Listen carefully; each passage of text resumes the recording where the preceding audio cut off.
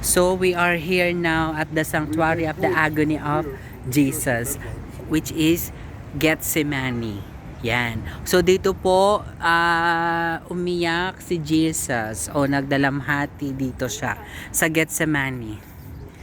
Gethsemane pala, Gethsemane. So ito yung Gethsemane, nandyan po yung pinaka-oldest olive tree dito.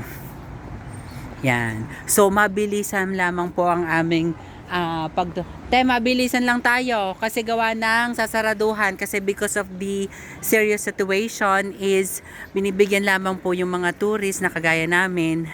Wow, social tourist. So na makabisit, quick visit.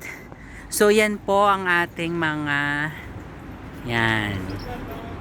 Mabilisan lang po. And then ito po yung pinto ng langit namin pupuntahan mamaya. Ayan oh. Yes. So yan. So sabi ni Kuya, yan is mabilisan lang kasi gawa nga po ng gera. So bilisan lang po kami dito sa may church. So yan. So walang ilaw ang church. So as you can see, ang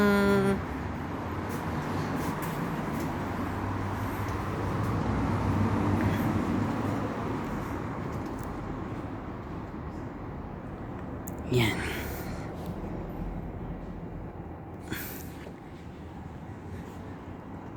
Kuya, pasok.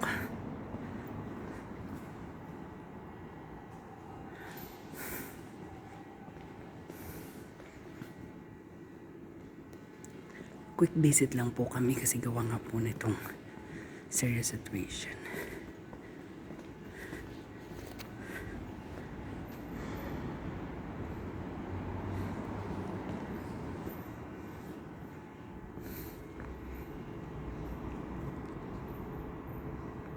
So ito po yung pinaniniwalaan na bato kung saan si Jesus po ay nag-agony. Jesus, agony of Jesus. So dito po, yan.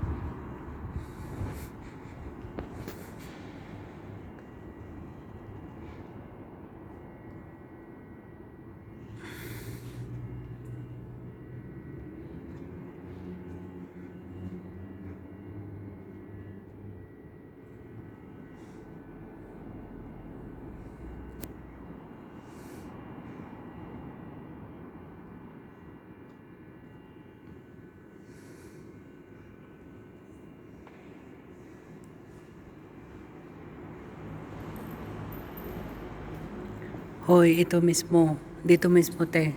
Ito yung mismo. Te. Yan yung mismong bato kung saan si Jesus of Agony. Yun oh, kita mo si Jesus yun. Diba yan? So, yung nakikita nyo yan si Jesus. So, ito po yung batong yun. Yan. Te. Nakikita mo yan? Yun yung portrait. Ito yung bato. Yan yun. Ito yung bato na pinaniniwalaan dyan. Sige, picture kita, te.